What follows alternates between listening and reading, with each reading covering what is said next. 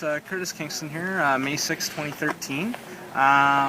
Just here today because there's a public community meeting, just like the Highland Shores Children's Aid Society. The only difference today is that we're actually back at the Ameliasburg Town Hall, the same place as they had Highland Shores Children's Aid meeting. I think it was April 23rd, something like that. Anyway, the reason for the meeting today apparently is for Bayfield Treatment Centres. Now, Bayfield Treatment Centres and group homes, as an advocate myself, I've helped quite a few kids that have been in Bayfield Treatment Centres. There's a lot of horror stories that come out of it. So really today, I guess, is supposed to be a question and answer session and that sort of thing. So now today there's a huge turnout from a group of community members who are concerned about Bayfield Treatment Centres. A lot of the stuff they have issues with is property damage, that sort of thing. But either way, we'll just see what happens. My name is Sharlene Weitzman, and I'm the Chief Operating Officer of Bayfield Treatment Centres. This is our Director of Residential Services, Todd Powell. I'll begin by letting you know there are snacks and coffee over here. As well, we have two of our administrative staff, Jamie and Katrina, at the back of the room, and they have some literature for you if you'd like to read about Bayfield. They also will be taking names for anyone who is interested in being on the Newsline Alert call system, which we'll talk about a little bit more in detail. So I have the microphone today, and I'll apologize. I'm feeling a little bit ill, so I'm going to use it as a crutch to make sure that everybody hears what I have to say. I want to also take this opportunity for all of you to thank all of you for coming out, to thank our mayor for joining us, thank Mr. Carr and the members of the Rendersville Old Orchard Road Committee who have assisted in organizing this. I believe Mr. Quaife is here as well, representing the Police Services Board. We have a couple of local councillors, and Diane O'Brien is in absentia, but she has also played a critical role in expanding the communication in the community for everyone's mutual safety and respect. So thank you all. We are also expecting potentially someone from the Ministry of Child and Youth Services. So if and when they arrive, or if they're here and I haven't seen them, make yourself visible. Bayfield. I'll start with a little bit of history. I'm not sure. We have a lot of people here, so I'm not sure how much people know or don't know. Bayfield started in the county 40 years ago, and it's been in Consacon that whole time. And the primary issue was to help kids who needed help. As it's evolved over the years, unfortunately, we live in a culture where more children need help, and there are more complex children who need more complex help. And Bayfield is one of the best places that offers that to those children. What makes us unique is that we have a treatment program for children with mental health and sometimes often behavior issues, where we offer a milieu setting, and that includes the private school that we have, which is a Ministry of Education private school with 11 teachers, 52 accredited courses. We can give out a high school diploma. It includes a clinical department with 3 consulting psychiatrists, 2 psych associates, and approximately 10 clinicians. And it includes our residential department with, at this point, I think approximately 90 full-time staff and about 50 part-time staff. Having said that, we're certainly one of the largest employers in the county and have worked very hard to be a good corporate citizen in not only employing local people but using local businesses. We just won an award this year from Loyalist College for student placements and the amount of opportunities we provide for several of their programs in the social services, and we feel very fortunate to have that relationship with Loyalist. Whether this is public knowledge or not, Bayfield gives scholarships to every single high school in the county of Hastings and Prince Edward. And so we do corporate citizenry and citizenship on a very quiet level usually. On the events of the last few years, in terms of some of our children running away and causing damage in the community, has given us pause to speak and engage in a more open forum with our community, and with the encouragement of the committees brought forward, here we are. And this has been a process. I myself have been at Bayfield for 3 years, but this has been a process now that we have been undertaking for 2 years or so. At first, understandably, the community was angry, but I believe we've overcome that, and now we're working mutually together for everyone's benefit. So as I said, the treatment center currently has just over 100 residents. That's what we call them. They're not prisoners. They are kids who are there for the purposes of treatment. There's not a single child who's with us who is in detention or custody. Okay? The children who are with us have had the great displeasure and misfortune of being traumatized and neglected and abused in ways that we don't need to get into here. But suffice it to say, without our help, we really believe that a lot of them won't be productive citizens. And our ultimate goal at the end of the day is to create a tax-paying citizen, to use common sense, to help children overcome the challenges that they've suffered in an effort to be able to be a member of the community. And some of those children are from this community. Many are not. Some may choose to stay here. Many will return to their homes of origin, despite the fact that they have nothing to return to. But our goal is to continue to give them hope and the skills and the tools to make successful and safe choices, despite the limitations and the experiences that they've had. So our discussion started a few years ago, specific to an incident that occurred. So there were a couple of incidents that occurred. One was on the Rednersville Road Orchard, and we had a few of our residents who ran away and stole some items, broke into a few homes. And then there was a second incident. We were able to address that incident with the citizens and start a dialogue, and there was a second incident. And this is where things went off track. In our efforts to find out which families had been victimized and which homes had been vandalized, we were unable to get the specifics of the information and in order to act out on that. And the community interpreted that to mean that we weren't concerned about what had happened and we were not going to act on it. Excuse me, Sharlene. All you had to do was drive down County Road 1. It was pretty obvious which homes had been victimized. Well, and I appreciate that, Keith, but we were also instructed by the police that because of the criminal investigations, that we would have nothing to do with it until such time as they notified us. And I'm glad you bring that up, because part of the discussion here today is to share with you some of the limitations that we have in doing what is the right thing in a timely fashion, based on other services and other responsibilities, okay? And other legislation, the laws, and all of those things that limit us from doing sometimes what seems to make the most sense. Well, contact is not interfering with investigation. Well, saying, gee, I'm sorry this happened, that's not interfering with investigation. we were instructed by our police services, and we listened to them. One of the discussions, I think that has to happen today is that we don't all walk out of here being angry at someone else, whether that's police services or anyone else. The point of that is that we have to figure out how to overcome the obstacles that allow us to do what needs to be done on behalf of everyone. Okay? So Bayfield is that treatment center. One of the discussions that is a little bit confusing for people is that we get children from not just the province of Ontario and all across Ontario, but at this point we've had children from all different parts of Canada. Regardless of that, Bayfield is not the guardian of any of those children. We are entrusted by their guardians, whether that be a parent, a grandparent, or an agency, to provide care for them. Having said that, information relayed to us by the police is often comes secondhand because it goes to the guardian as opposed to us directly. Having said that, information about charges and criminal activity will go to the guardian directly, and we rely on them to share information with us. So I tell you that because that's an impediment to us getting information quickly, but it is in fact the law. And that sometimes is a reason for delays in our response.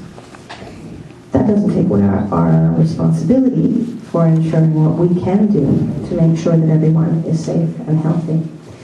So we had a couple of incidents, and the second one, as I was referring, was some really heinous acts.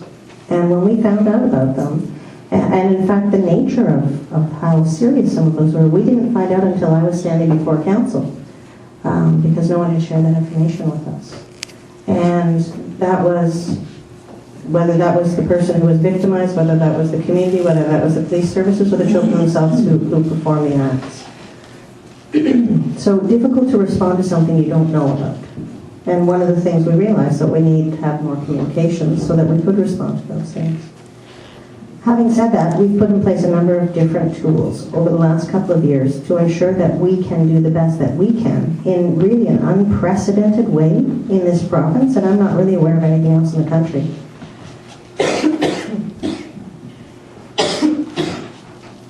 We've done that through something that the community committee termed the Newsline Alert System. And part of the reason to be here today is to kind of ensure that everyone here understands how to access that and understands how we're using it for everyone's benefit. We agree. Excuse me, I didn't get the name of the system. Newsline Alert System. Okay, thank you. It's actually a system where if you provide your name to our staff at the back, Katrina and Jane,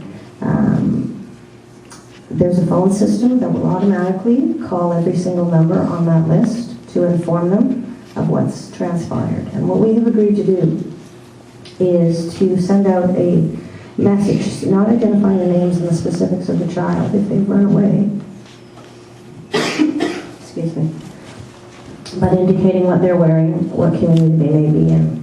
And there are two reasons for that. One is that it minimizes people's angst in the community when they know someone is out there who they may feel poses a risk to them. And the other thing is that it helps you help us retrieve them sooner and faster. The system, Todd can explain it to you. That's one of the things that we've done, and quite frankly, I'm going to repeat it because it doesn't exist anywhere else. We have chosen to do that as an agency with no expectation to do it, but simply because it's the right thing. The other thing that we have done is I myself have in a very time-consuming manner, have taken over direct admissions, in that I review every single file that comes in the door and determine who's going to come to Bayfield and who isn't. I suppose the details of all of this could be found on the council website, basically, or not? When I made a deposition and we both spoke to council, the details of these things are on the website for anyone who wants to take a look at them. And for those of you who don't want to know me, the fact that I look at the admissions criteria probably doesn't mean anything. But I would say that over the past few years, we can say that the numbers of incidents show that that has made a dramatic difference. Okay? We also literally moved one of our residences that was in a community setting. We moved our younger children to the residence to minimize the risks and the fears in the community. So Bayfield's allowed to cherry pick kids that need to go to facilities like yourself?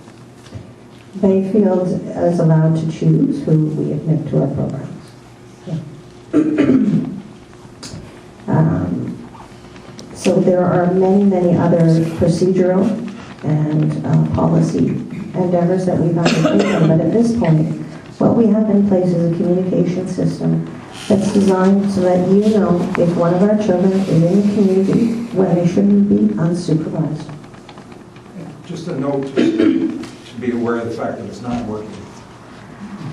Well, I think it is working. The problem is, I think when Bayfield took over the full running of it, there was a gap in communication there. And that's partly why we're having this meeting today, so we can make sure that everybody's on the list, or every list, if that's what they so choose. And then subsequently, when the calls are made out, and everyone feels that they're getting the calls that they would like to be receiving. I had a call this morning, as a matter of fact. I had the same call. Yeah.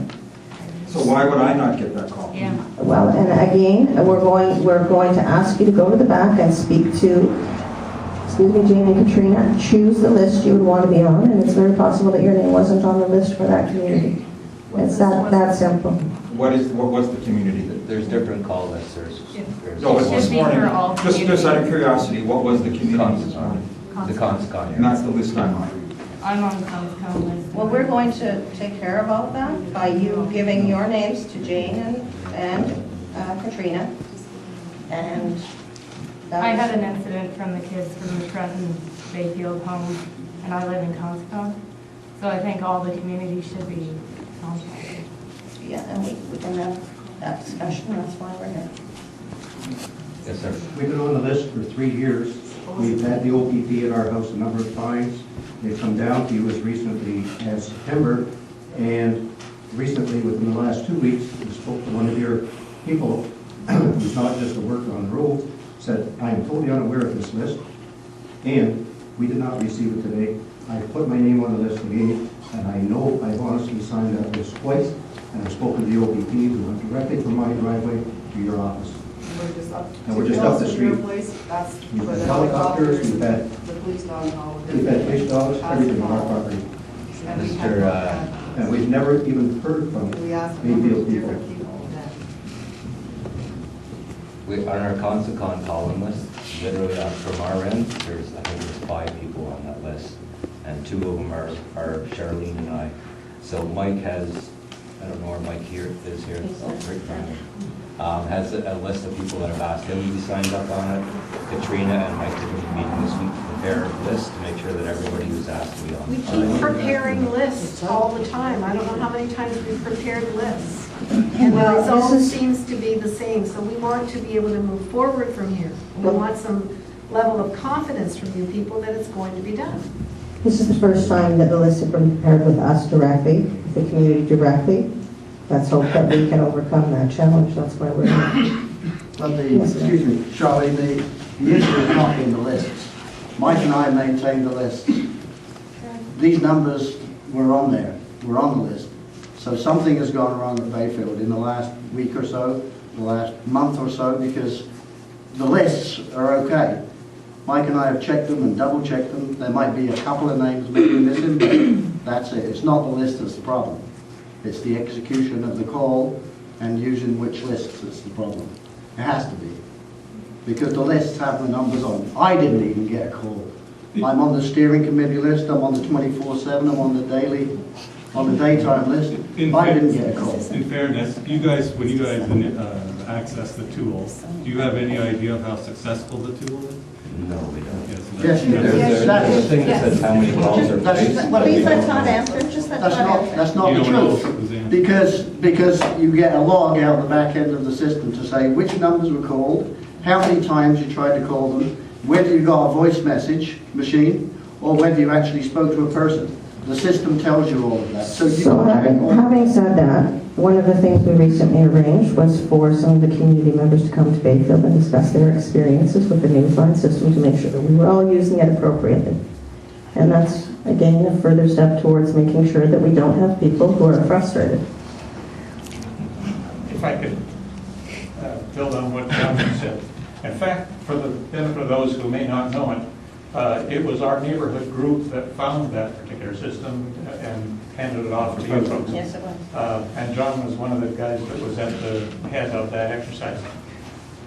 There are most definitely problems with the use of that system, and John and I continue to offer our services to help make it successful, because I think that's the difference between success and failure in your endeavors and your The connection biggest with the community. problem I see right now is that you're admitting that you initiate, you use the tool, but you don't actually see what the tool spit out as how successful it was. That's not acceptable.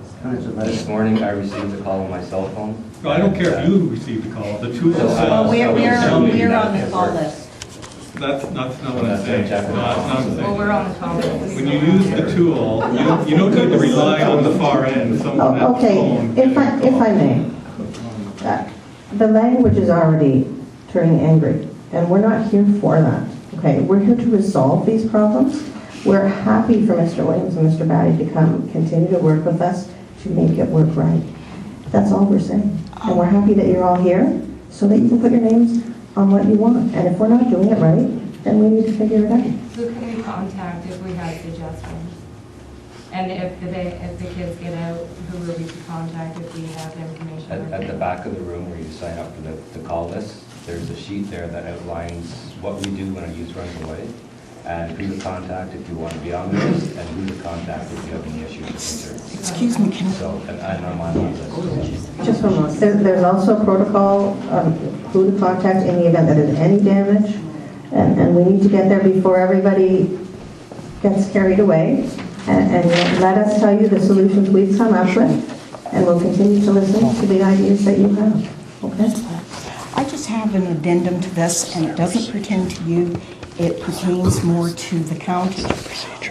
If I'm at home, I get the call, and I notice someone is trying to, say, break in or whatever, what is the response time for the OPP? The OPP is in Picton for the most part. What is the average response time to get an OPP officer to my home on Rednersville Road? Because, I mean, I don't have a baseball bat. I have me and my cat. I'm not sure who you're looking for the answer from. I'm looking for someone from the council to tell I me. waited 2 hours for the police one afternoon. Okay, thank And I'm you. in So, Gary. so having said that, that is, it seems to me already at this point in the meeting that there may be value in having a future meeting that involves the police services. And we can do that. If there are other issues, by all means, you have both Todd and my contact information now on that sheet. Prevent them from leaving. Well, I'll tell you, It shouldn't be happening in this meeting. I'll tell you some of the struggles that we have. I know that you have restrictions on what you're able to do. The legislation allows us to physically intervene in a form of physical intervention that every single one of our staff is trained in, okay? Only in the event of imminent risk. And there are very clear definitions of what that is. And running away is not one of them, okay? What we have done is we have created the most stringent internal policies that we can to physically have eyes on as long as possible with the child. And Todd can speak to you about the specifics of those. But stopping a child from running away by using physical intervention is not sanctioned. Okay? And that is the greatest impediment to us being able to intervene when the crisis has happened. Having said that, part of the way that we've minimized the numbers of children running away is being very mindful of which children are placed in which residence. And we've done a number of other internal strategies to do that.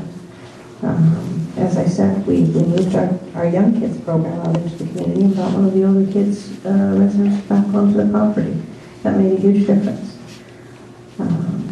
Our girls who were struggling in the city have moved to the country. They're settled substantially. The numbers of runaways have, exponentially decreased. And so we are always trying to do that because a child in the community unsupervised, in our opinion, is a risk to themselves and others, inherently by the view that they're a child, let alone a child who may be dealing with mental health issues. But we do have limitations to respond to that. So when I came around the corner and one of your workers had one of the girls on her hands and knees and her arm pinned behind her back in broad daylight, are we supposed to see that? We have never seen that in our neighborhood, but now we do. Well, you would see that if the trained staff deemed that the child was in imminent risk. It may be the child was wanting to throw themselves in front of a vehicle or run out in the road. I don't know the specifics of the scenario you're speaking about, but our staff are all trained. Of course, if you see an incident that you have concern with, you can always call us. We are exceptionally transparent. We are monitored at a level that is unprecedented in most industries. And transparency is very critical for us. On your site online, it names the type of offenders and the type of individuals you take. Yes, I know that youth need treatment. Trust me, I know that, having worked with youth for a couple of years. You take sexual offenders, young offenders, violent youth, dual diagnosis clientele, and acquired brain disorder among the group. Some of this group is, for a single person, scary. And I'm probably better able than most women in this room to deal and take care of myself because of my background, having worked in a children's institute, worked with street kids and whatever. What percentage of your youth are in fact come to you with those type of offenses, and what is the client supervisor ratio? Yes, we do have some very challenging youth, children and youth, of all ages, male and female, all sizes, from this tall to this tall. Every one of them comes to us with a unique set of challenges. Given the unique set of challenges, the ones I'm talking about specifically, because I found with working youth, probably the only time I was afraid was a 15-year-old sexual offender who was bigger than I was and who had violent tendencies. And what I want to know is, what is the percentage of those individuals in your treatment and in your care, and what, in fact, is the ratio of client to supervisor? In other words, do you have one client to one supervisor, i.e., I'm a supervisor 1-to-1, or is it 1-to-5, or is it 1-to-10 during the day? Is it 1-to-20 at night? What are the ratios? Because the higher the ratio of workers to the clients, the less probability they're going to run, or the less probability there's going to be a problem that you don't identify and treat before they run. We have, for our full-time staffing complement, we have one staff for every 3 youth. And that's for the regular complement. We also have some of our kids with 1-to-1 staffing as well. Overall, I think the average is usually about 1-to-2. That's what I needed. Thank you. The ministry requirements are 1-to-8. We exceed them completely. What about at night? At nighttime, it's 2 staff for 9 residents, so 1-to-4.5. Maybe that could be upped, because that seems to be when they're leaving at nighttime. It differs. The last couple of weeks they've left during the daytime. It's really different. The staff that you were saying are the ratio 1-to-2, 1-to-3, are they the loyalist students who come to work with you? Some of them are loyalist graduates. Some of them are graduates from bachelor's from a university. We have quite a few staff that come to us from Sir Samuel Fleming College, St. Lawrence College in Kingston. Are they co-op students getting their co-op time? No. These are full-time people. We have minimal expectation that our staff have at least a college diploma in the social service field. And they are qualified how to deal with this type of student? Well, our child and youth worker graduates, they have a 3-year college program geared specifically to working with these youth. And then when they come to Bayfield, they receive orientation training, which includes aggressive intervention training with our psychologists, and our rules, policies, and procedures, some job shadow shifts where they follow an experienced staff around. They have quite a bit of training. And there's usually a practicum included and required in that program. So they've been out in the field and done some work before they graduate and are fully employed, I expect. And that's what Sharlene was talking about, Yeah. with the work that we got from Lawrence College, because we provide a lot of those practicums for students across Ontario. But the students don't count it in terms of the per diem. They are students. They're not considered part of the ratio, I think was the question you were presenting. There was just a woman over there. I was going to ask about the qualifications of your staff. I guess what I was gathering from the meeting was that when you were mentioning that when quite a serious incident happened with one of the kids, that you didn't know about it until you got to council. Why is that? You're the one that's letting them go into the community you're the one who says that they can go to different places in the community. And then when something does happen with one of these kids, How long before the next council meeting was it when the incident happened that you found out about it? Did you want to answer? It was a substantial amount of time, and certainly we did not let this child go into the community. The child ran away, got out of sight of the staff, and the police were notified. But it's not only not fair to people here, but it's also not fair to you. If you Well- have to wait this long to such a thing happen. Well, and this is why we need more communication, and that's why we're here today, because the gentleman whose home was Yes, you need it. grievously attacked. I only found about it at council. We all How did. long was that you found out? Yeah, well, it was honestly between 6 and 10 months that we didn't know that, okay. So we didn't know the details, but I alluded to that earlier when I said that we didn't know the details of the crimes. All we know, and that is shared with us, as the general rule, is that the child has been charged with certain crimes and they either were returned to our care or not. That needs to change then, because you guys have to discipline them. Charlene, are you speaking about my home? Yeah. Because when I went to court very shortly after the incident, both those young people were accompanied by Bayfield staff. So are you saying that you don't talk to Bayfield staff about what goes on in court? No, that's not what I'm saying. What I'm saying is that we had no official reports from anyone. The police services. Your staff was in court and heard about the incident in court.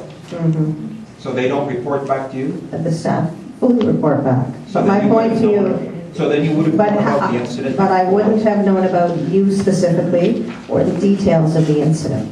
I know what the children were charged with. And bearing in mind also, we actually have legislative guidelines that don't allow us to put for youth anything in their long-term written record that will affect them into adulthood. And so probation services actually limits what we can write down on paper and file. What consequences? Charlene, I wanted to say earlier, you mentioned about anger in this room here, and that you didn't want to see this thing erupt into anger. I don't think you have any idea how angry most of us are. Well, I think I do. That's why we're here. I have been angry since this happened. And when I found out, just by accident, that you've opened up a new facility even closer to me, and I had no idea that you were doing that. Again, we have a ministry requirement within 2 kilometers. We put, Todd himself put in every mailbox within 2 kilometer radius an invitation to that open house when we had almost 100 people attend. I did not get an invitation. I picked up my mail at the post office and I didn't get an invitation, nor did anyone else that I know right around me. I did, but it was a late notice, and it was after everybody was almost moved in. Should something not, if you're gonna open in an area, should the people who've lived there all their life, like I have, not know before you're actually moving in that you're moving into the community? And I know you say there are requirements, but I'm just talking about, if you're talking about what great citizens you are here, but I think if you are great citizens, you'd talk to us first. That's what we're trying to. So before you open up the new facility. So is this about the new one you're opening in the village of No, we're going Consecon? to answer one question at a time. The home you're, On Victoria Road. yeah. The girl's home, the horse brand. Yes, I know Chelsea. We did have an open house before the home opened, and I put flyers and mailboxes alongside the road for 2 kilometers, and I also posted one of the flyers in the post office, because I don't have access to everybody's boxes. So other than that, I don't know what more I could have did. It's the same strategy we used for this. But you had already bought the property, you had already renovated it and already built the horse barn, and then you told the neighbors that lived around that place. I had heard someone had bought it, but it was someone that was opening it as a horse barn. Nowhere was Bayfield Home name associated with that house and that property until I got the notice in the mailbox for the open house. So was there nowhere before you actually go and buy that property and are thinking of putting in a home that the community should be notified and we have our chance to say what we have, how our feelings are? The open house is designed to be an information session for people to come and talk about what will happen. And I did, but it was a little late. Yeah, after the fact. Excuse me, by law, everyone should be notified before it turns into a group home. Yeah. By law, it's a variance to the bylaw, the zoning bylaws. So if you didn't get the permission of everyone that is attached to that property, then you have an illegal group home there. And you've just bought a house in the village of Consicon, and you haven't noticed you talked about transparency, Sharlene. No, you bought the house before you asked for you haven't even asked for a zoning bylaw change. It doesn't require a zoning change. Really? Why? Yes, it does. It's classified as residential, which includes, if you look at the list of what is included as residential, you will find that a group home is included. What is your rationale for putting all these homes in Ameliasburg? May I? No, I want to go back and answer the question about the girls. One at a time here. Yeah. We are. I just wanted you to know that Bayfield does not own that home, and that is why you did not hear about Bayfield purchasing that home. That's how they're going to get out of it. Own it, but who's being paid? Somebody pays Bayfield, or somebody pays you, or somebody pays whoever to have those girls in that home. I don't know if it's the government. Bayfield, the majority of children who come to Bayfield receive funding through a social service agency.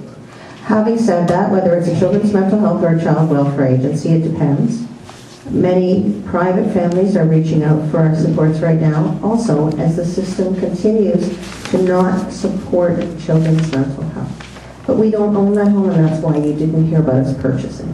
So Bayfield doesn't own it. Who owns it? Yeah. It's not involved with family members. It's neither of those, but you can understand. We're talking about transparency. You can understand, and I have a responsibility to the owner of that home to give them the opportunity to speak out in public if they so choose, right? They're not here. Are they charging Bayfield? Who's paying? Like, I don't understand. Like, somebody's paying whoever owns that house to have those kids in that house. Or something. I don't understand. It's not as simple as how you're describing it. I'm simply saying, we don't own that house. Having said that, if I might, there was a question here. There is no bylaw, is the answer. We followed every guideline that our licensing body asks of us in terms of opening a home for Victoria Road, the time frames, the distance frames, and the communication with the community. Do you have another question?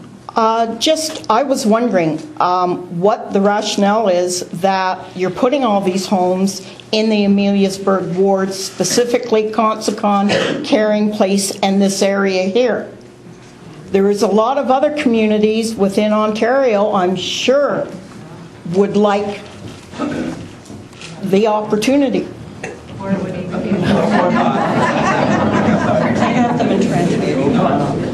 have homes in Trenton, and we have homes in Rossmore as well. Yeah, but that's all in the Ameliasburg ward for the most. Our private school, and where most of our kids attend, is in Consicon. Ameliasburg ward. No, that's on Hilliard's side. Oh, is it? I'm sorry. Well, let's say this general area. My apologies. Proximity is Yeah, proximity. Proximity to our school.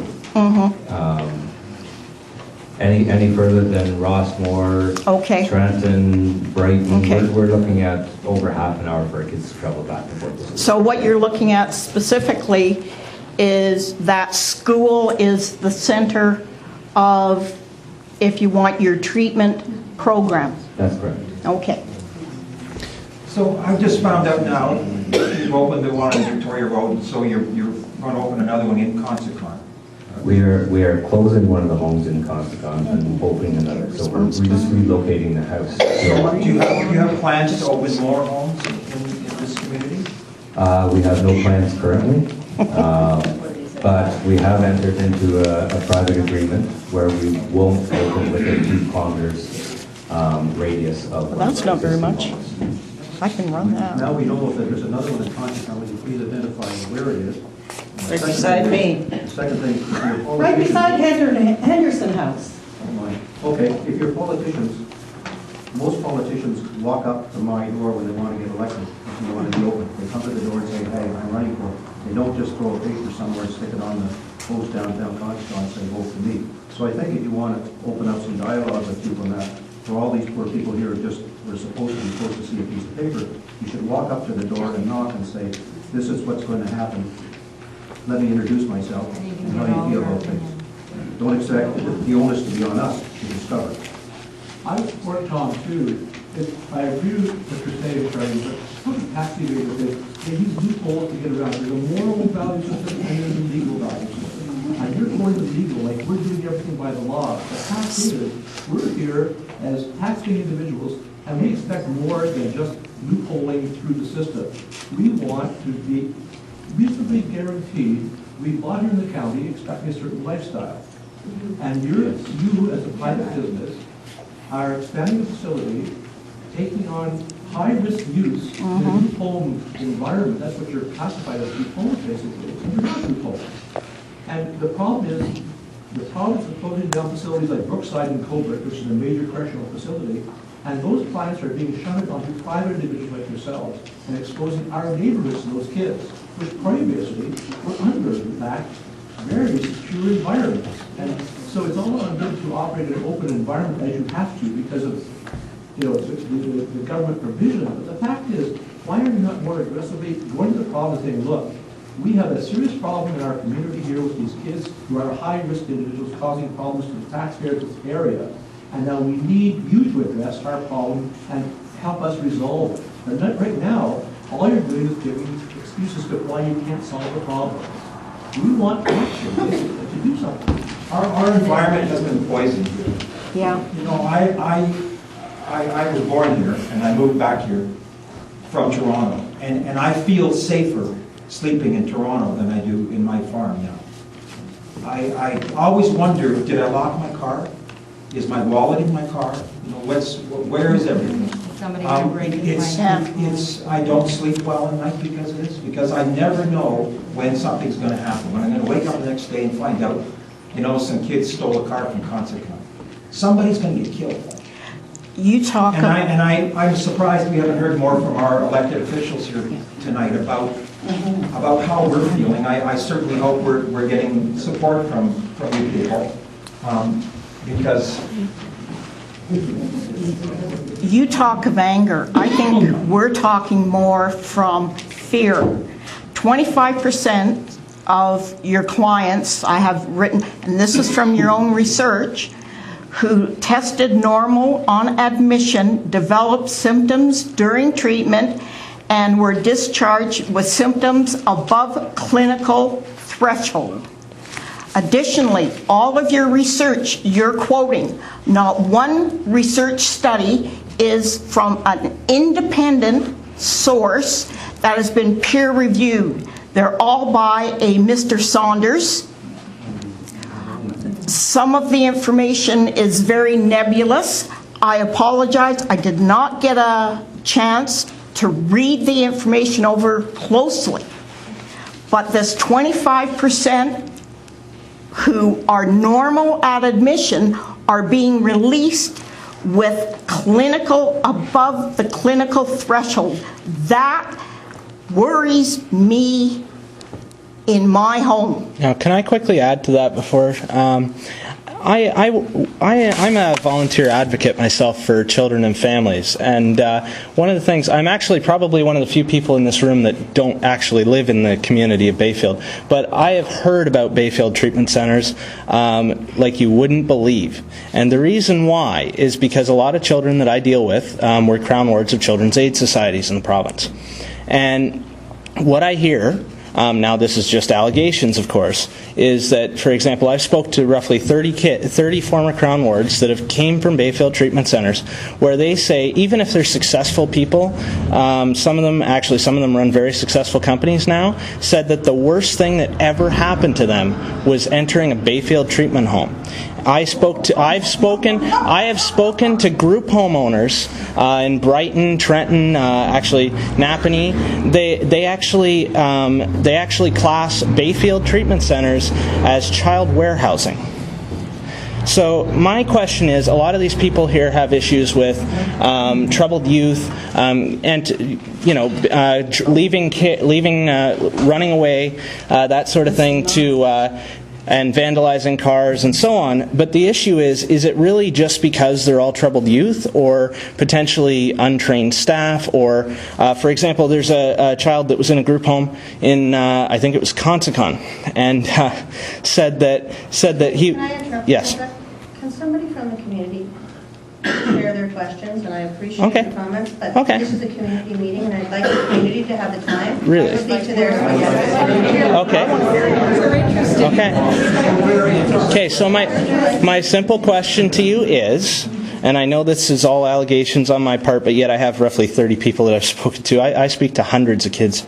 And my real question here is, for example, how many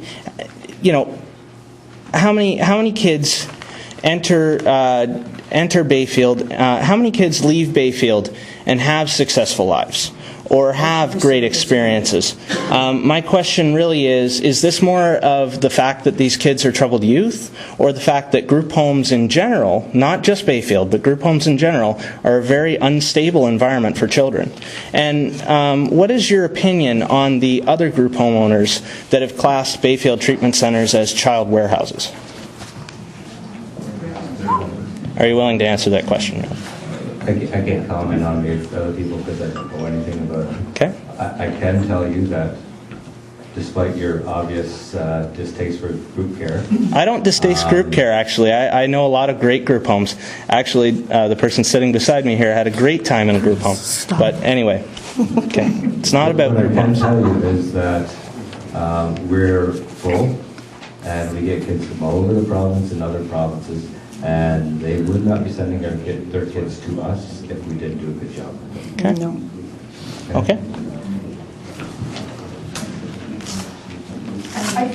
The fact that we have group homes here is, I have a feeling, is not really going to change. But like this lady, we talk about, we're here, we may come across as seeing that we're angry, but we're not. It is fear. I probably could take less than 2 minutes to walk to 2 group homes. That's how close I am to 2 of them. And what I want to know, more than anything, is I want to know, as a neighbor, what Bayfield is going to do to monitor these children, as you've been set out to do from the ministry, to look after these kids so they don't run away. And that's the assurance that I need to have. I feel like other people are as well. When I walk out the door, I have to look around.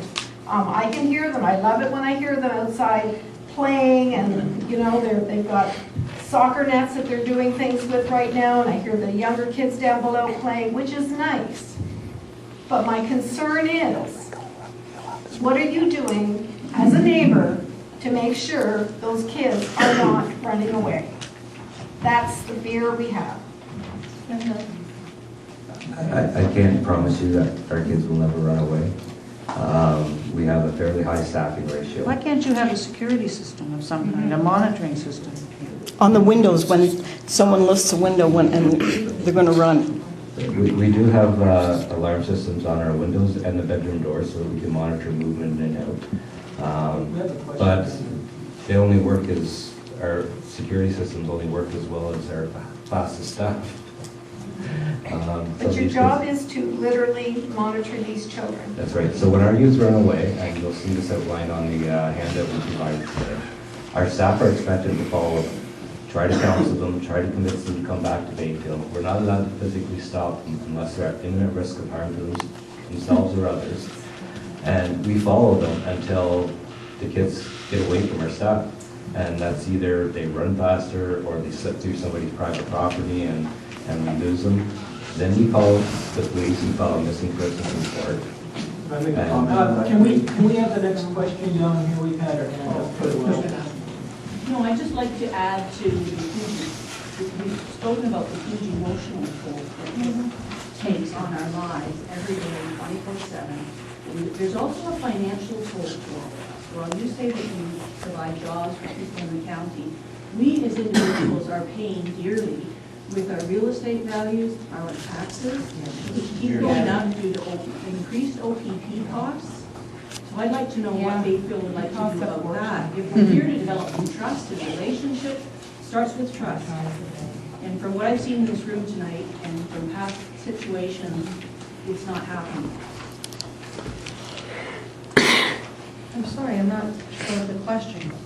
In terms of I'm asking Bayfield about the responding to financial taxes and the OPP call? Yes.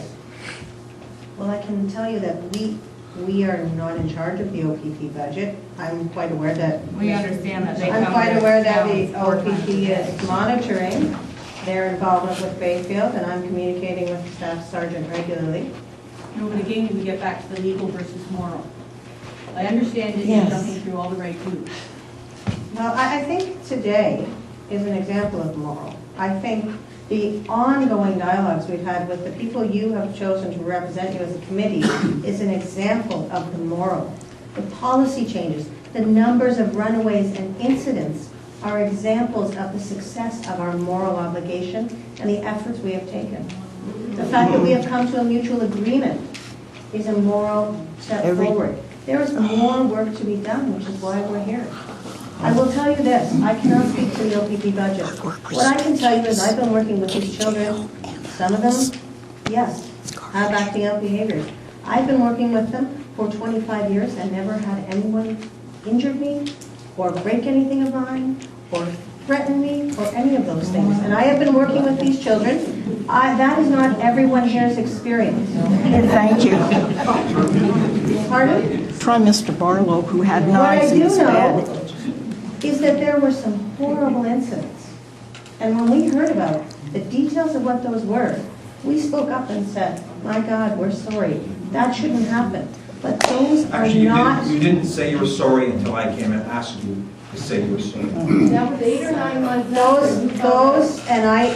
It was not 8 or 9 months after. As I told you before, I heard about what happened in your home that day. Bearing in mind, there were a lot of pressures that day for my attention. And yes, when you and I spoke, I was very clear that those kinds of things should not happen. And we don't want anyone to experience that, but that is not the norm. Doesn't matter. I don't accept that I damaged any home. I accept that Bayfield children, When a person is eligible to come to Bayfield, he goes personally through the file. Yes. And one person may not come and another person comes. Did that person get affected by you, the one who did all the damage? Well, obviously they must have, because they were at Bayfield. In fact... And they came back to Bayfield. And what was the consequence to them? He was at Bayfield before I came to Bayfield, personally. Okay. The consequence to that child, and something that we did, which is antithetical usually to our treatment plan, is we discharged that child because the risk to the community was too great. There were two of them. We discharged them both. Both. And the consequence was he was criminally charged for that behavior. Okay. The same as my children Yeah. would be if they ran and did something to my neighbor's home. That's what I'm here. I'm a clinical social worker with a master's of social work, specialty in children's mental health. I just want to ask, you've said that your facility is full. So obviously the people that you, students or residents that you have are placed somewhere. Why is there a necessity to buy more residences? And why We're do not they have buying to- more residences. The Consicon home that was alluded to is simply... But you're talking about, you've agreed not to buy any more houses within a 2-kilometer radius or whatever. Well, if I could tell you a number, because the need is there, and we need to balance the need. Unfortunately, our social system is not meeting the needs of that population of children. And so this isn't about Bayfield or the county. Children, every classroom that you have a child or a grandchild in this province, 1 in every 5 of those kids has a mental health diagnosis. Not my problem. 1 in 6 of them, well, it becomes your problem if it's your child or your grandchild. Why we're so angry or upset, mad, whatever. Afraid. Afraid. Yes, Understandably. I'm afraid. Yes. I have a young family and I now lock the house when I'm in it sleeping, which is ridiculous. It's That's not the absolutely point I wanted to make. But anyway, what I'm having a hard time swallowing, and it's probably causing a lot of Then please anger help with us everyone understand. else. You know, yeah, I appreciate you holding this information session, and then you sit down and you hide behind the technical rules. What I'm hearing is you do the bare minimum as per the law. You're a corporation, of course, it's all you need to do is the bare minimum as per the law. So my question is, who determines what imminent risk is? The ministry. Charlene, excuse me, please. There's very clear definitions. about You're imminent risk. evading your responsibility on behalf of Bayfield. Bayfield has a corporate responsibility to do more than the law, but to do what's ethical. And you seem to evade that issue at every turn. Besides speaking down to us and going, oh, you're angry again. Oh, no, we're disappointed and we're afraid. Your attitude is really disrespectful. Well, you need to bear in mind Really that I'm feeling very unwell, and there are close to 100 people here who haven't listened. And I'm trying, just a minute, please. What? We haven't Let me finish. Haven't listened to the full picture before hearing the outcome. The point of today's meeting is to hear what you have to say. Excuse me, yeah. Is to try and move forward with your representatives who we have worked with. You gotta do a better job, Sharlene. Sorry. First, we're just is your worker that's on our street. Because the first clue that we have anything is wrong is when Bayfield vans drive up and down our road, and we think that something's wrong. What road are They you don't on, have the courtesy. Sir, what They road don't are have. you on? I live on your road right beside you. If they don't have the courtesy to come up my driveway and say, we got a problem, when the kids are in the back there, they have no concept of what the imminent risk is to me. Because they could have me or my wife in there at knife point, gun point, or all the rest of it. You never come in there, you never ask, and you never check out. We have 90-year-old people next door to us. I want to tell you, we have guns on the road and all the rest of it. I shouldn't have to lock everything up when I'm outside, park my lawnmower, close my car door in the afternoon. My wife's inside making cookies, and suddenly we got kids right behind our house. The first thing I knew was we got cop cars, 8 of them, in our backyard. I agree with you. And next thing, a guy walking with a submachine gun up through my lawn. That's the first time anybody told me I was in imminent risk. I agree with you. And you Bayfield people don't even come up the driveway. I agree with you, but we are not They allowed wouldn't by have the law. courtesy to come up and tell me. We are You not allowed decided by imminent law risk. to have our staff enter private property. That's not what I'm told. I'm asking you to. And I can speak to you in terms of that specific incident. And Mr. Carr can concur. That had nothing to do with us. There was a training exercise that was taking place that well, you day, gotta go. and our children had run away. If you want to believe that, you are, excuse me, I got to go to the other people. That's absolutely ridiculous. You're saying that the home on Victoria Road is not owned by Bayfield. They're going in and out of that road, I don't know how many times, they bring kids into that horse farm. That place is being run as a business. As far as I'm concerned, they're listed as a residence. So why are they not being listed as a business for their taxes? If they're running kids in and out of there, there's 2 vans that go down in the morning, another 2 go back down before lunch, 2 more go down after lunch, and 2 more go down before supper. Vans going up and down. If whoever owns that house, if Bayfield doesn't own it, then it should be listed as a business, because somebody's paying whoever owns that house to have that farm there and to pay for those kids to have riding lessons.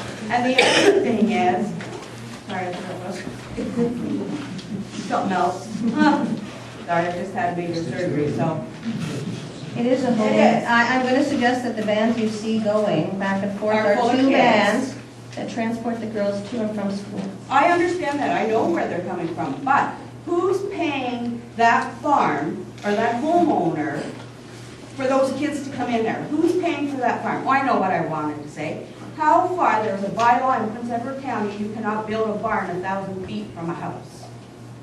What's the dimensions from the bungalow that sits right directly in front of that barn to that new barn to that house is at 1,000 feet? Because that's a bylaw in Prince Edward County, it's my understanding. None of it's on the same property. It's not on the same property. The bungalow is separate. Whoever owns that farm built that big horse barn after that house has been there for 10, 15 years, minimum of 10, 15 years. Usually if it's the same owner, they're permitted to do It's that. not the same owner. Whoever owns, they don't want to tell us who owns that horse farm on Victoria Road, but it's totally separate from whoever owns that bungalow. Should be public record. You mean the bungalow that's on the same property or the neighbors? No, the little high ranch that sits up in the corner and then you're next. So The home where the girls are living? No, the one right, so if I'm looking out your window. the If high I'm ranch- standing on the road looking towards the houses? Yeah, it'd be the little high ranch right here on the Yeah. right. Okay. Do you guys own that too? No. So that house has been there a long time. The house was built, but then when Bayfield come in, they built the big horse barn. Or the big horse barn where they're doing the riding lessons. But that, if Bayfield doesn't own that, then that property should be a business, and they should be paying business tax on it. If somebody's being paid, they're not gonna just buy this farm and not be paid to run that service over there. I can tell you, we meet all the zoning requirements. Excuse me. There would have been building permits. We would have had to supply all of that information to the Ministry of Child and Youth Services in order to get our license. But it's still being run as a residence, right? It's just a normal house, just like mine is up at the corner. That's right. But you've got like big trucks coming in, like food service trucks, like that are coming in there. But you're running that as a business down there. If Bayfield doesn't own that place, somebody owns that house and that's being run as a business because they're charging Bayfield. Yes. We rent the home. How are we? So you're paying somebody else. It's a business. Where are the children coming from that our taxes are paying for? Primarily from the Child Welfare Agency in Ontario. Can I ask a question? Yeah, sort of that. I have two questions. First of all, you talked about the fact that a group home can exist wherever you want to put it because they're considered residential, but Bayfield is a business. Therefore, what you are running is a business, not a residence. And therefore, I think our counselors need to take a look at the fact that these are businesses, these are not residences. And so therefore, they need to have some bylaws put in place around that structure. And I think that needs to be discussed, if not here at this meeting, then in our elections when they come up in the fall. Because that's, I think, partly will help you and will help us if we can get some determination put in place around a bylaw that says what constitutes a group home, what constitutes a resident, what constitutes a business. And to my mind, Bayfield is in the business of providing counseling for kids, which is definitely needed. I'm not arguing that, and I'm not arguing that our social services systems and our healthcare systems are letting a lot of these kids and families down. I'm just saying that I think counselors need to get a hold of this because it's not a residence. What is on Old Orchard Road, where the boys are, that is not a residence. That's a business that's being operated. You are handicapped by the regulations that are placed on you by social services in terms of not being able to properly supervise the boys or the girls in your homes. Because you have been told that you cannot stop them from walking off your property or out of your facility.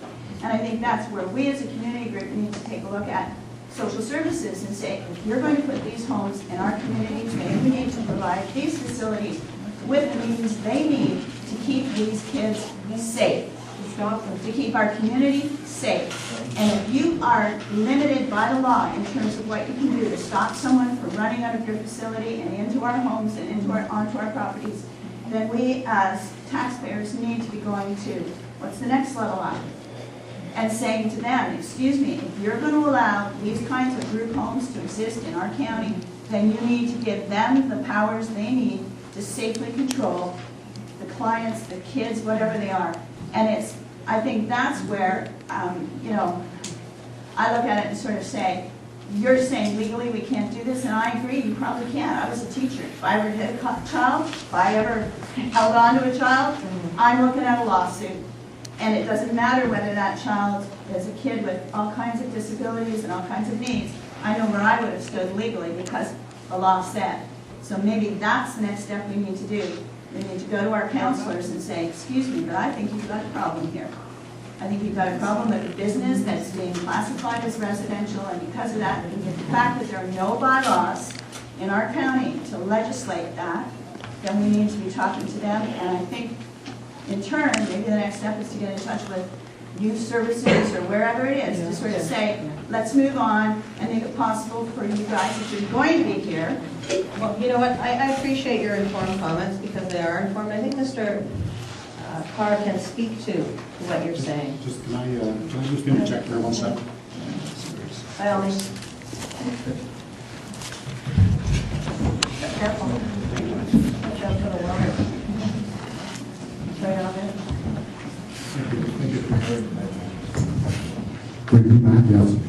You're absolutely right when you said that the zoning, the present zoning, and this is an Ontario zoning bylaw. This is not a county bylaw per se, but a group home is classified as a residence. It's not classified as a business and cannot be classified as a business. These are things that this council has been dealing with this issue for the last 2 years, where we've looked at every legislative opportunity to look at setbacks, to look at redesignation, to look at control on group homes. And our hands are tied exactly the same way as their hands are tied under the social services requirements. We, as long as they are a group home, are classified as residents, and there's a very clear definition of that. They're able to operate in any zone that's residential, whether it's in an urban setting, whether it's in a rural setting. And we discussed recently being more restrictive in our zoning when our lawyers investigated that. Municipalities that had in fact become more restrictive had it appealed and had it turned down. So we don't have the opportunity at this point under zoning. We don't have the ability even to do minimum distance separation. What they're talking about here tonight is a voluntary agreement, which is the only way at this point where you'll achieve any kind of minimum distance. And that's if there's a voluntary agreement, which is what these folks have been talking about with the neighborhood. I appreciate what you're saying, though, Mr. Mayor, but the fact is, Bayfield is hiding behind the term group home, and they are not a group home system. They are, in fact, servicing high-risk children. And you cannot tell me that the home, half a mile away from my house, is a group home. It's a residence for children who have to be monitored, security supervised, everything. These are not normal group homes. I'm sick to death of hearing the group home moniker, and they're not group homes. No, and I hear what you're saying, but unfortunately, the classification is still a classification that applies, because they use group home or community homes interchangeably. And if you look at the definition of group home or community home, it has a whole range. It has mental health homes, it has a variety of different homes that all fall under that same category. So at this point, they absolutely fall under the broad definition of a group home. Can anyone open a business out of their home in the county? Be a totally self-sufficient business? One at a time! Keith, go ahead. I said, can anyone open a business in the county out of their home and run a full-fledged business from their home? Yes. They can. Yes, but with restrictions. 20% of the property Yeah, could it's be space, used. it's space, it's employees. Yeah. But that a group home is not classified a business, so. They're on, they want to know the goodness of heart. Really, the reality with you get paid for a service means nothing. The law says they're a group home, which means they're a residence, and they can operate as residential neighborhood. That's what the law says. But I asked then if that's correct, why would it not be classed as a business when you look at the history of the family who owned it? There are many members of that family, I believe, still speaking to them, that are still owners, party of Bayfield Homes, etc.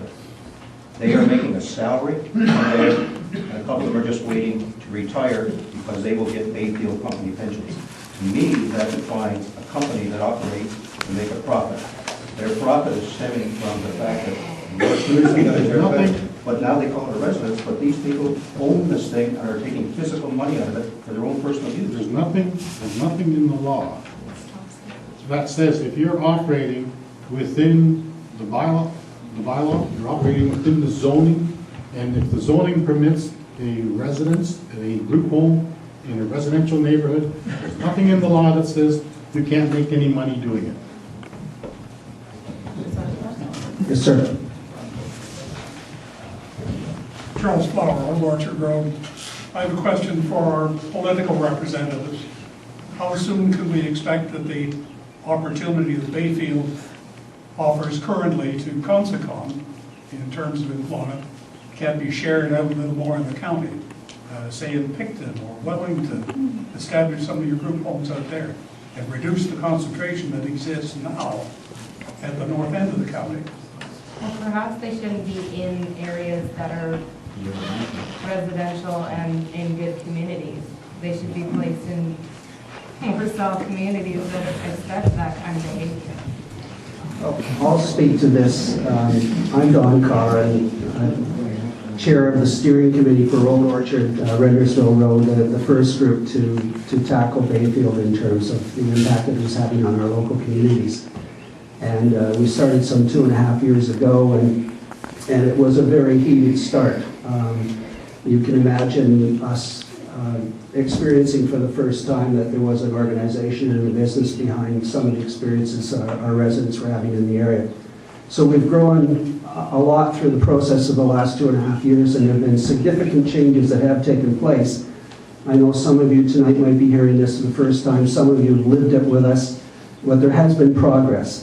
For the distribution of the facilities, the residences in the county, most are on the main campus. The 100+ youth that go to school also live on the Consacon main campus. There's group-owned a residence in Trenton still, a boys' residence. There's one in Rossmore on Upper Massasauga Road. There's the newest one on Victoria Road, and then there's Old Orchard Road and Rendersville Road. I think I've got them all today. Well, what we have been able to achieve in the absence of zoning, in the absence of our own planning services department here in the county wanting to pursue this because they've looked at legislation elsewhere in the province, is that we do have an agreement, and they're honoring it at Bayfield, that they will respect the 2-kilometer limit between residences, so that over time we'll distribute any future growth, or at least limit the concentration that we've seen to date in particularly the north end of Ameliasburg. So that is significant in terms of they're already honoring that. As far as their growth plans, I don't know their growth plans, but what I do suspect is that the ministry very much likes them to locate in a rural setting, not in an urban setting, because of the nature of the clientele they have. This is a big county. We're 250,000 acres, so there's lots of room for growth to take place. The county level is limited. I want to reiterate that Newsline is the only preventative tool that any of us have so that we know that there is a runaway, and that just two things: lets us gird our loins, lock down our property, look out for our neighbors, get the kids recovered as quickly as possible.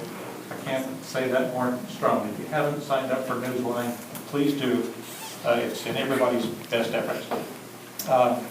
Third comment, Given that occasionally there will be damage, and I see that your protocol for compensating victims of damage, there is still a disconnect. You do not know who the victim was. You're not even necessarily sure that there is one of your kids that committed a crime. I think it's fair to say that the victim doesn't know that it's a Bayfield runaway as well. And so I don't know quite how to overcome that except for signing up with Newsline. If you sign up with Newsline and you know that there's a runaway and your property is damaged, nudge, nudge, wink, wink, it's, put two and two together. I will also say I spoke with Staff Sergeant Freeland last week, and we talked about having a liaison with the OPP for Bayfield specifically, and I think that's going to be a benefit to all of us as well. Do you think they will be able to tell the victim that it was a Bayfield runaway that caused? I'm hopeful we can come up with some protocols that will make that process better. Okay, that's, I think, important. And maybe Councillor Quaife, I also want to thank all councillors for coming and being here and taking the time. Councillor Quaife, can you share with us the annual cost of policing services for Bayfield organization? Is there?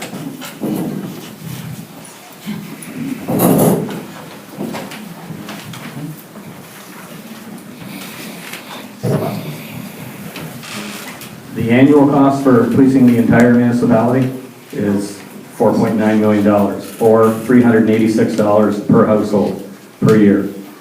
What we've managed to do, and Sharlene is right, we've actually been successful in assigning a community liaison officer to deal directly with Bayfield staff. What we've also done is we were successful in obtaining what they call a DAR number. The DAR number is a daily activity report that an officer has to complete to show what activities he actually completed that day. So prior to about a year ago, there was no such number designated so that we couldn't keep track of calls. But as I said, we do have that number now, and we are able to track the calls for service at Bayfield Group Homes. And we look at that report on a monthly basis with our detachment commander. What I can tell you is that we're also tracking the calls for service and related costs. And in a recent review, because we just got this up and running, for 6 months in 2012, police spent approximately $20,000 for investigations linked to the group homes. But in saying that, it's a very small amount of dollars, if you will, for calls for service. If you look at the bigger picture, what we have to look at as a board are the total calls of service in the entire municipality. And so far, year to date, we're at 1,575. And if you consider the fact that we only have 6 officers available at any one given time, and with the population and the geographics of Prince Edward County, yes, there are times where it's going to take a little bit for an OPP officer to get to the location. We also do have, though, because we're with the contract OPP, it doesn't mean that Quinte West OPP can't come in and assist, which they regularly do. It doesn't mean that City of Belleville, their police, a lot of the times they assist us and go to the location to secure the site until we arrive. And in turn, we also assist the City of Belleville with the specialized policing. And Sharlene is absolutely correct. With the helicopter, that recent time that you saw that, they were actually on their way back from a drug bust. They were just in the area. The call came out, and police being police thought, let's see what we can do. Let's see if we can find them. And it was within a matter of minutes that they were there, and they had them. Unfortunately, their guns are strapped to them. That's part of their uniform. That's part of their role and their designation. But the other thing that you have to remember, too, is that it was very important at that time to find the children, because that's what they are, they're children. And they're exposed to the elements, and at any given time it could have been deer season, it could have been turkey season, it could have been hunters out in the woods. They're prey when they're out there. So I thought it was great that the OPP helicopter just happened to be into the area at that time. But it is a cause of concern to the Police Services Board, and we're working with it. And so far, we're seeing cooperation with Bayfield, and this community liaison officer should somewhat help in that area. So I hope that answers or helps a little bit. Yes, sir. My name is Cliff Prentice, and I'm from east of Rossmore, and I believe our community is unaware of the work that you've done here for a telephone news line. So I know that people, my immediate neighbors are unaware of this. I take it that it is available then for us to sign up, and I certainly would like to get our neighborhood part of this as well. So we need to get that information out in Rossmore as well. Well, we encourage you to share that with everybody, to have them contact myself, Todd, or Jane, get them on the list and or lists that they so choose, and participate in this program. Would it be possible to put it in the county papers just as a public notice that this is available? Something to consider. Sure. I'll take it back I don't to think the there's board. anyone on our road that knew about this meeting, like a couple of neighbors that were here. It was on the radio, in the newspaper, posted at the post offices. And what else did we do?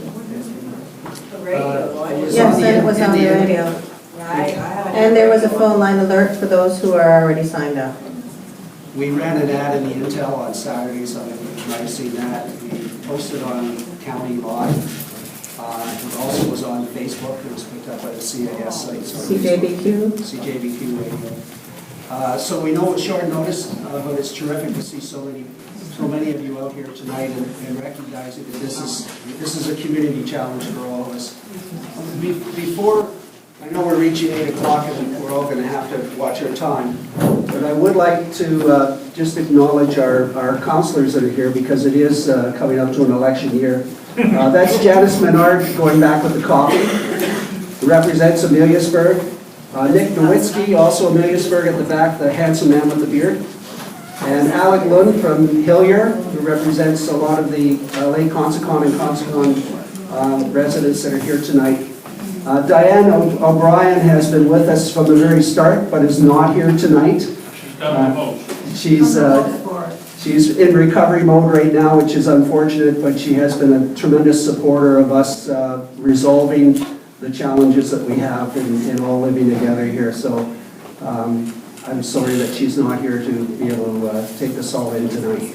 And of course the mayor being here tonight is particularly special for what he has done to provide oxygen to this with council over the last year in particular. And the chair of the Police Services Board you just heard from, and Councillor Quake, who represents North Marysburg. So thank you so much for coming out tonight to hear us direct from for those that represent us across the county. Mike? One final comment, and then I'll sit down and shut up. I am part of the group with Don, and we send out a periodic newsletter to, and those of you who are enlisted, you already know who you are. If you're not on our newsletter list and you would like to be, please see me before the end of the evening and give me your email, and periodic, every couple months. So we try and keep everybody informed on developments in our... That would be good. Mike, if you could put me on, that'd be great. Okay, so the other thing I would like to say is that it's all about communication, so do not hesitate to call, speak to Todd or myself. The more we know, the more we can do. It is in all of our best interest, including the children, for these incidents to not happen. We are on the same page, and working together to minimize them as much as possible is our objective and our goal.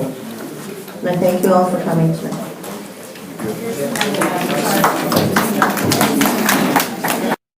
I'm coming home, I'm coming home. Tell the world I'm coming home. Let the rain wash away